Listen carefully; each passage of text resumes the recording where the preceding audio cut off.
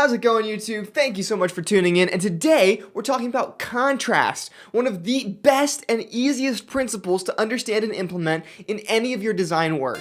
So we're going to talk about the types of contrast and how to use that, but first, let's roll this intro.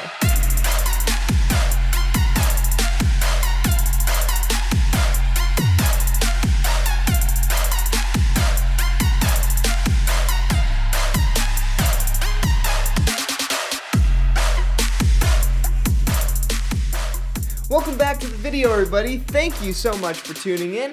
And today, I'm going to explain contrast, this principle of contrast in design. And when I was first starting out and trying to learn how to design, I didn't really understand contrast or how it worked and how it could improve my typography. So I was watching videos and I was reading articles, but nobody really explained it very clearly. So I'm going to give it my best shot to explain it as clearly as I possibly can. However, before we get into the explanation, I just want to remind you to subscribe to this channel if you enjoy creativity, branding, design, you want to learn more. We're going to have a lot of videos coming out, so go ahead and hit that subscribe button and let's start talking about contrast. Now, the cool thing about contrast is that it works universally, and it's a universal principle that people like contrast. It's the most pleasing thing to the human eye, is seeing things with contrast. In fact, let me show you a sneak preview of what contrast can do for you. Are you ready? All right. Oof, look at that. So much better. As we go through this video, we're going to talk about a lot of different types of contrast. So stay tuned and drop me a comment if you can figure out what type of contrast I use to make this shot look so much better. Now that we got this fixed, let's go ahead and talk about the types of contrast and how we can use them in our design work. To explain contrast in the simplest way I could, I decided we'll use two basic shapes. So here we have two circles. They are just black circles. Now, right now, there is no difference between the two black circles. There's no contrast. You can't tell them apart. So we're gonna make these circles more visually interesting, more engaging to the viewer by simply increasing the contrast. And we're gonna talk about the different types of contrast that we can use to do this. So the first type of contrast that we can use is size. Size is a great way to increase the contrast in your designs. You just make one element, whatever that is, bigger and one smaller. So here we have our basic circles, and then we make one bigger. And the bigger one demands more attention because it's so much larger, so your eye sees it first. Whenever we're doing design work, our goal is to guide the reader's eye through the design. So we want them to look one place first, and then another place, and then another place, and we want to walk them through what the design is. There's a few ways to do that, but one of the main ways is contrast.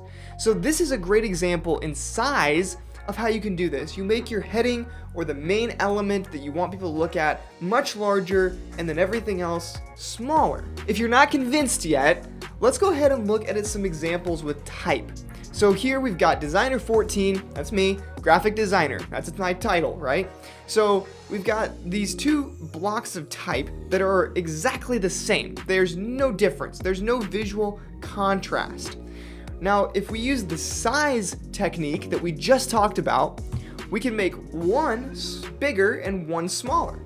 Now, what this does is it provides contrast in the design, and it makes it clearer to distinguish what's most important and what's least important. It's called hierarchy, and hierarchy is that technique that we use to guide the reader through the design. So one of the best ways to provide the hierarchy, use size contrast. Contrast the size of your important type with smaller type that's less important. Here, if we look back and forth, we can see that having no contrast makes it hard to read. It almost looks like it's all equal, like designer 14 is as equal as graphic designer.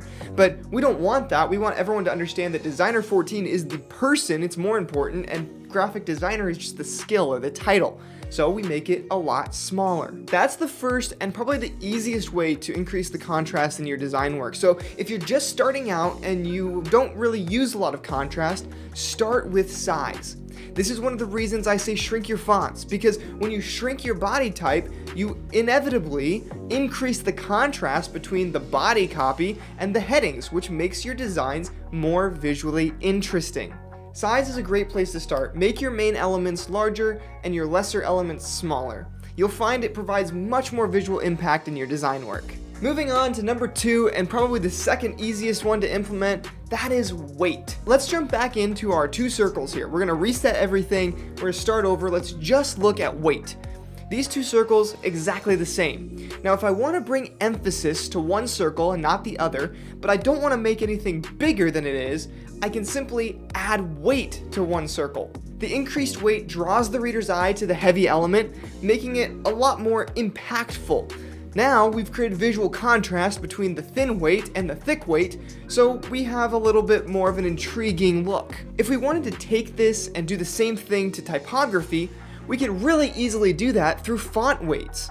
Every typeface has lots of different weights that you can use. Instead of just using bold and bold as we have here, we have Designer 14 in bold and we have Graphic Designer in bold. We can actually increase the contrast in this design by making one extra bold and one light.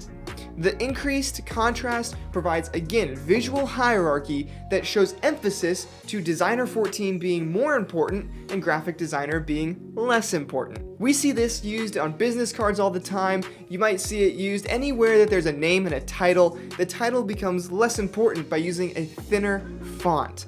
So go ahead and give it a try. If you're struggling with hierarchy or trying to make contrast in your design, use a heavier weight and a lighter weight to increase your contrast. Size and weight are the 2 main contrast elements that you can use. And after we get past those 2, we start to get into a little bit more of the specialized contrast elements, but we're gonna go ahead and talk about them because it's important that you understand how these elements work so that you can identify them in your designs and then use them to the best of your ability. With that all said, the third contrast element is something that I call emphasis. Now people might call this different things, and it varies depending on if you're working with type or you're working with geometric shapes, but the basic idea is that you're emphasizing one thing over another in your design. If we look back at our circles, one way that we could increase the emphasis in our design is instead of using a circular stroke, maybe we could fill one of the circles. And now that we have one filled and one stroked, there's an emphasis on the filled circle. Filling this shape instead of outlining it gives it more visual impact. It emphasizes that that is where you want to look first. And then the outlined shape becomes a secondary shape. Now, it is possible to outline typography. However, outlining your type is generally considered a bad practice. So unless you're a graphic designer and you know what you're doing, avoid outlining your typography. Instead, if you want to create emphasis with your typography, one of the coolest ways that you can do it is through capitalization. Let's look at this example here again. We have Designer 14 and Graphic Designer, and we've just capitalized the first letter of each word. Now, rather than outlining this type, which would make it look muddy and increase the complexity of the design, we could actually increase the emphasis on certain words by simply capitalizing the words that are important and lowercasing the words that are not. In our human society, capitalization means more important. It means emphasis. So watch what happens when we capitalize Designer 14, but we lowercase Graphic Designer.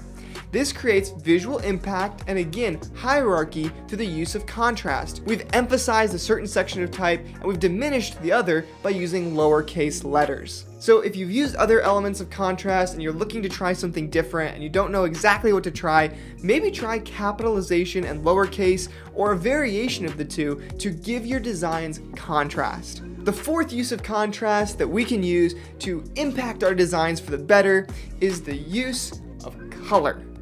Color can be a great tool in increasing contrast and hierarchy in your design. If you're designing on a white background, a lighter color decreases contrast while a darker color increases contrast. If you're designing on a dark background such as navy blue or black, lightening the color will increase the contrast while darkening the color decreases the contrast. What do I mean? Well, let's take a look. Here we've got our two circles, and they're both black, which means right now, these two black circles are at maximum contrast with the white background. Now, if we make one of those circles green, the circle that's black has more visual contrast than the circle that's green.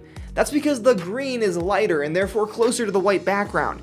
So if you're just gonna glance at this for a split second, your eye is gonna be drawn to the black circle before it sees the green circle. That's visual contrast, that's visual hierarchy. It is important to understand that if you're gonna use color in your design to increase your contrast and your hierarchy, you need to use a color palette that works. Using colors that clash or don't work well together isn't gonna help you increase the contrast in your design. It's basically only going to help you increase the hideousness of your design. So please don't use colors that don't work well together. Maybe I'll make a color video. Let me know if you want a color video in the comments below. Let's move on to some typography examples of using color to increase the contrast. Here we've got our base type, again, Designer 14 Graphic Designer. But watch what happens when we add a lighter color, the green, into this design. When we add the green into this design, it increases the visual contrast by making Designer 14 look most important, and Graphic Designer is closer to the background color, so we therefore deem it less important. This gives us better contrast where we know what the most important element is and what the less important element is. So go ahead and give this a try. You can use color to decrease and increase contrast in your design. Okay, we're here. We are at the final use of contrast. Contrast element number 5 that you can use in your design is style. You can contrast the style of different elements in your design to improve your visual contrast. Now, I will say that using style as a contrast element in your design is probably the hardest method of getting contrast. In fact, if you don't know exactly what you're doing, there's a lot of ways you can actually use style to ruin your design. So if you're using visual style as a contrast element, just make sure that you know what you're doing or that you have a graphic designer that can look at your work and make sure that it looks good. If you're not a designer and you're not trained or you don't understand how to use style, just stick with using size and weight, maybe emphasis and color, and don't worry so much about using different styles. But since it's a contrast element, we're gonna talk about it on this video. So looking at these circles, there is no contrast again, but we can contrast them like this. Do you see the difference? It's a square and not a circle anymore. So we took an element and we changed the style of the element. Now, because there's a difference, there's visual contrast there. The clashing elements of the sharp corners, sharp edges, and the circle and the round edges make for a visually dynamic piece that makes the design look a little bit more interesting. We can actually use this in typography as well. And if we're looking at the example where there's no contrast, we can use style as a contrast element by changing the font that we're using. Now, I do have a video on font pairing. I can link that up there. But for now, just realize that there's a lot of different rules that come with pairing different types of fonts. But if you use it effectively, it's a great way to increase the visual contrast in your design. For example, here we've got Hanson Bold as Designer 14 and Graphic Designer.